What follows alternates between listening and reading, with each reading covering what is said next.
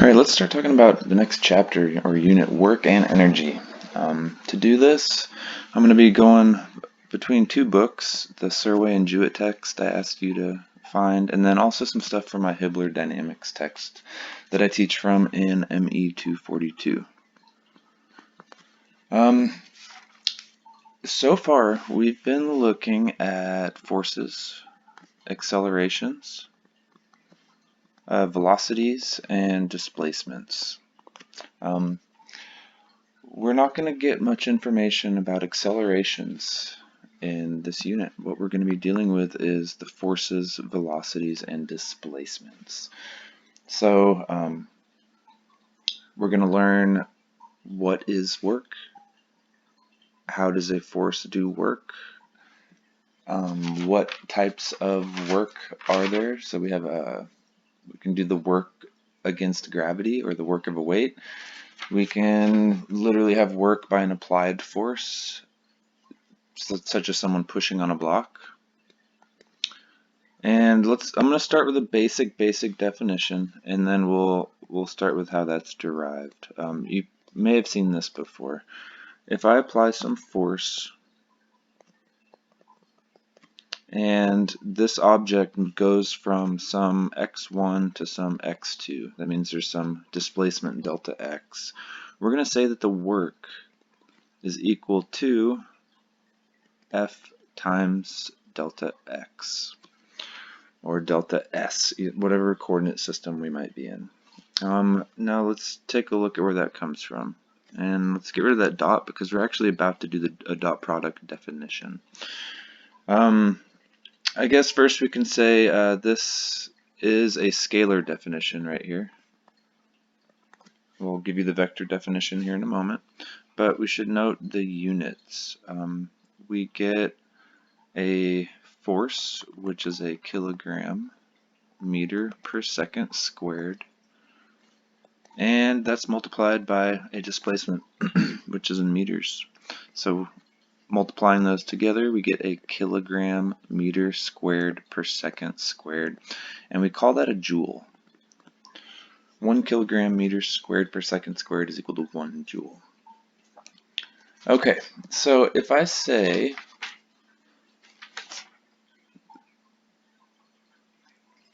that in this case the force was constant, and so is the angle that was applied, we can use this definition.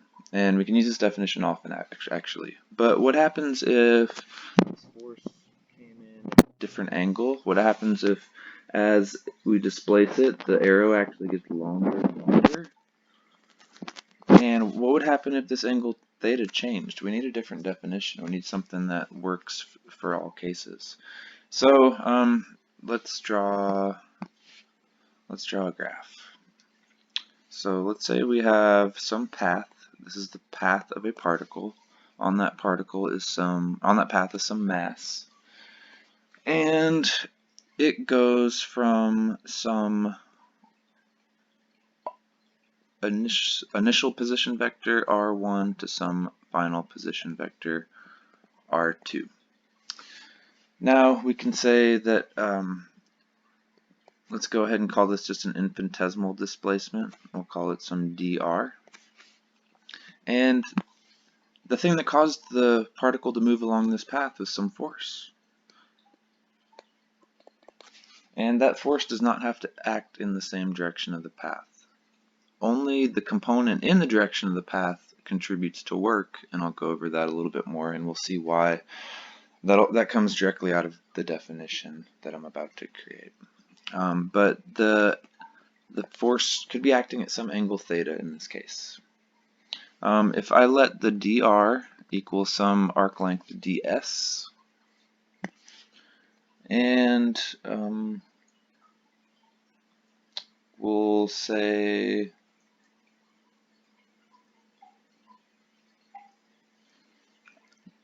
that we can say the differential work is equal to F ds cosine theta. Okay, That might not make sense yet, but let me show you if you remember our dot product definitions. If I have a vector f and a vector of the displacement dr,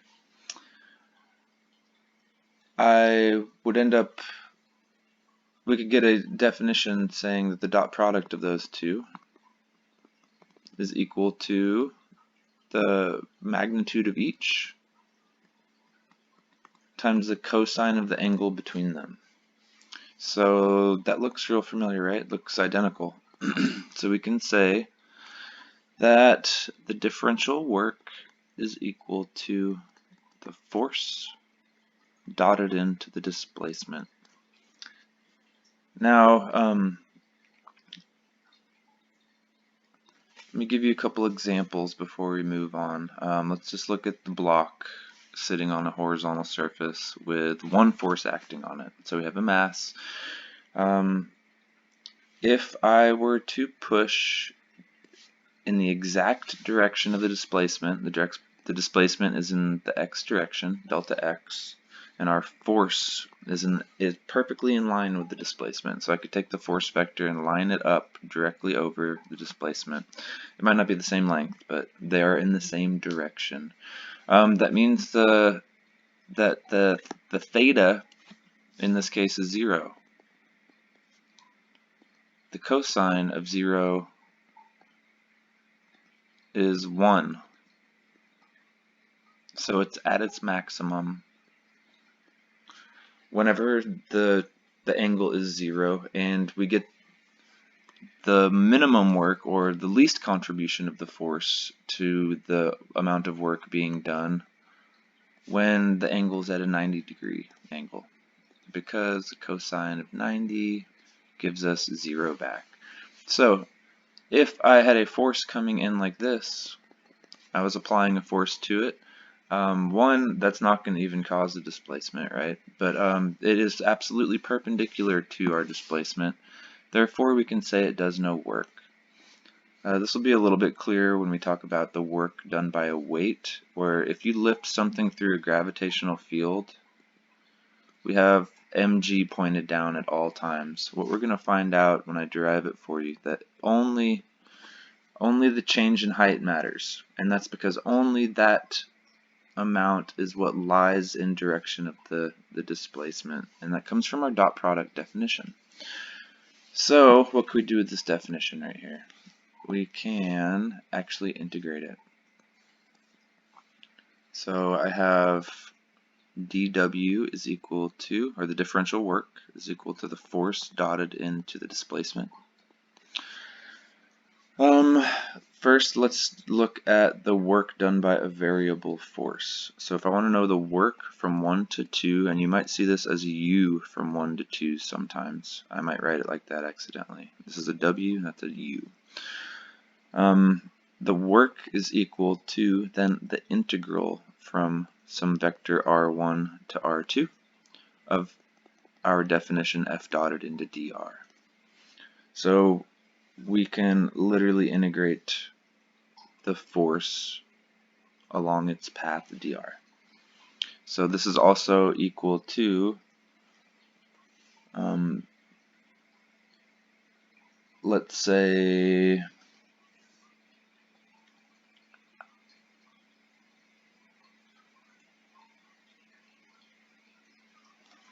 we can use our original definition of f cosine theta.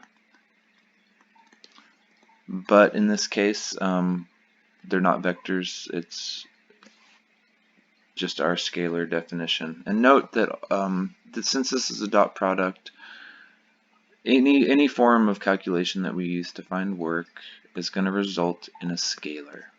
We never get a vector back. Work and energy are both scalar values. They don't have direction.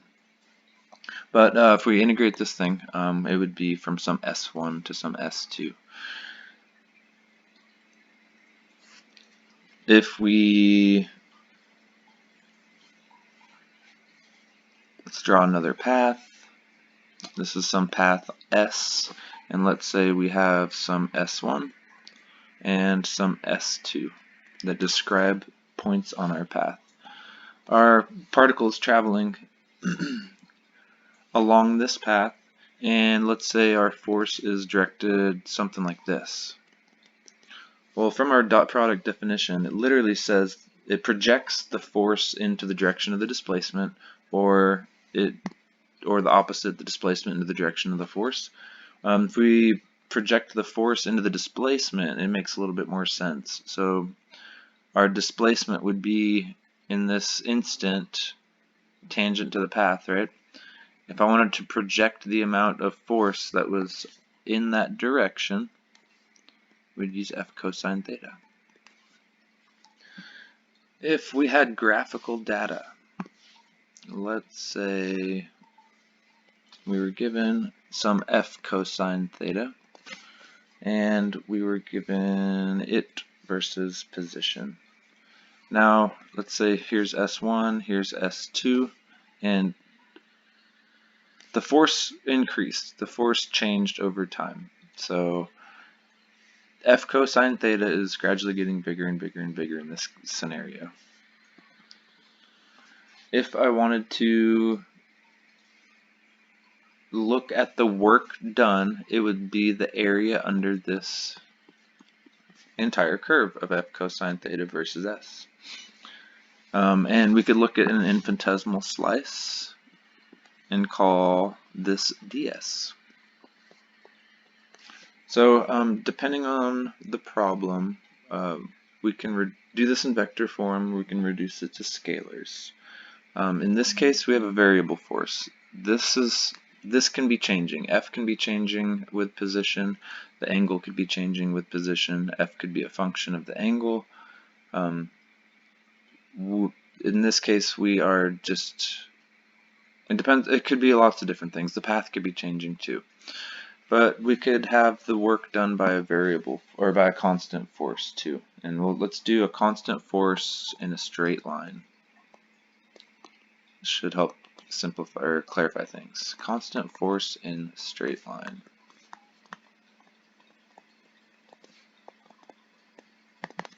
Okay, so let's put it on a number line, and this could be some particle moving from some S1 to some S2.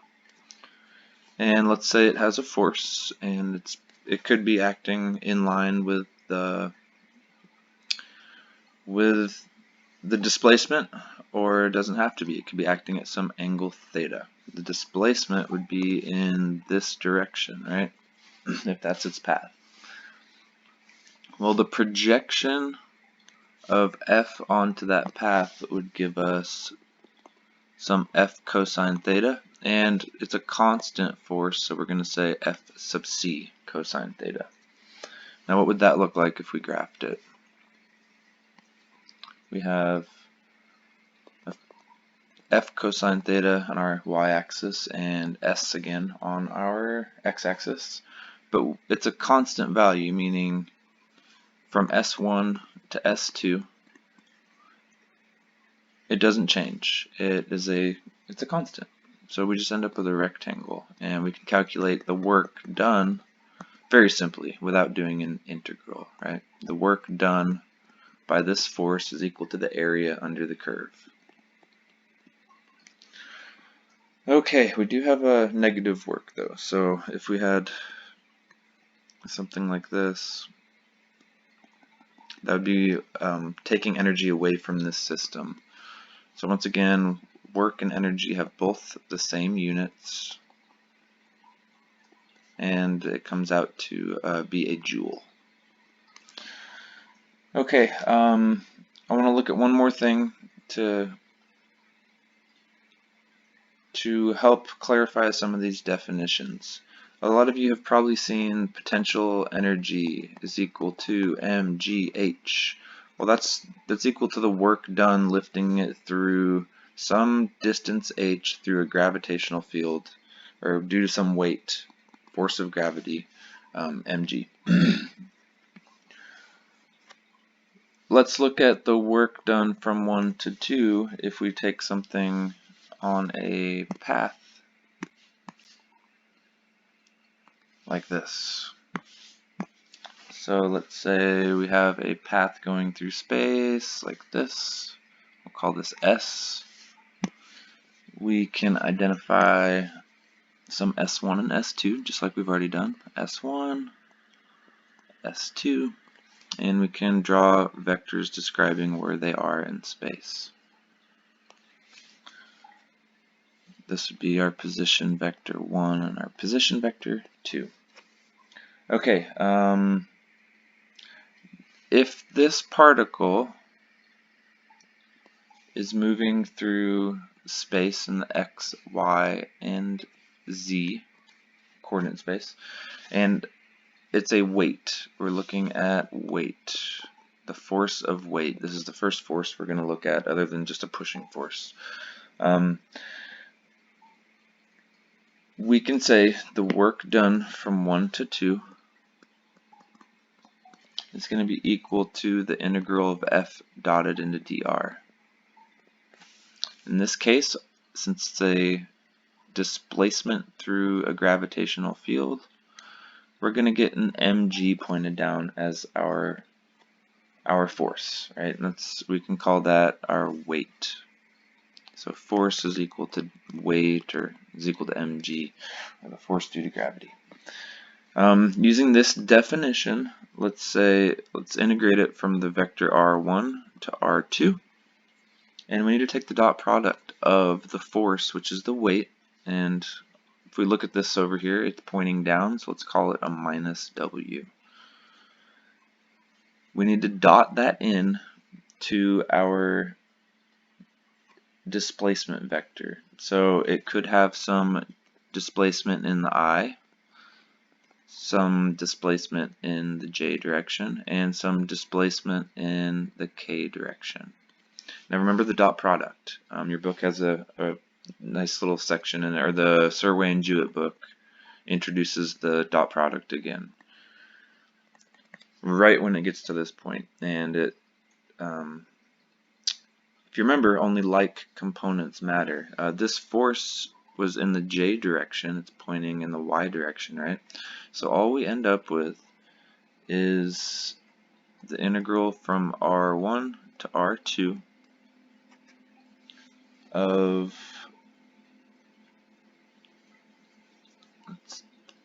let's keep the limits off for now. I'm about to change the limits of the weight, because the j component times the j component times dy. Alright, if we integrate that, then, well, what's that saying first of all? That's saying that the work from 1 to 2 only matters on the y position, the y direction. So whatever our displacement, or delta y, is all that matters. Didn't matter if it went over to the left, didn't matter if it went to the right, forward or backwards. All that matters is in the direction of the force. And the direction of the force, that displacement, was the y direction. So let's integrate that from some y1 to some y2, because this has some y1 value and this has some y2 value. This makes the calculation for the work of a weight quite easy. So we get the work from 1 to 2 as just the weight times delta y, or y2 minus y1. And we'll see that that looks like the definition for potential energy later, where that equals mass times gravity times delta y, right? Same thing. This is a good unit. It makes problems a lot easier to solve, in my opinion. Some of the stuff we've solved, you'll be able to solve quicker with conservation of energy and energy methods. So right now, or work and energy. Right now we're looking at work, and then we're going to derive the different types of energy. Okay, so we can have work done by non-constant forces. We can have work done by, let's look at this real quick. So what if this angle theta was changing? That might be hard to visualize in your head. Let's make a scenario. So what if I have a pulley right here, and someone is pulling directly down on this, and applying force. Over here, we have some mass that they're trying to move. Really massive. They tie this to some point on the mass, and if we started pulling on this, it's going to apply a force equal to the tension that the person's pulling at. And that force is not going to change. Let's say the person always pulls with the same magnitude of force. What's going to happen is as this inches over, the angle is going to start changing until it's right next to him, and then it's going to try to pull it directly up. We can see if we were really far away from that pulley system, that the force would actually be almost completely in the direction of our displacement, delta x. Now, that brings up another point. What if the person started pulling harder and harder and harder? So this force could actually be a function of s. We could say force, dang it. The force as a function of s could be maybe 2s squared plus 3 newtons, meaning literally as the displacement s goes by, the person is pulling harder and harder. We can see at s is equal to 0, they were still pulling with a 3 Newton force. Now that's something we have to look at and possibly compare against our initial conditions to see if things are moving at s is equal to 0. It's kind of like we did at t is equal to 0 for certain problems. So there we can have an angle theta changing, right? Theta got more and more steep as we went on. Or we could have the magnitude of the force changing as a function of position. We'll look at the work done by a spring force in the next video.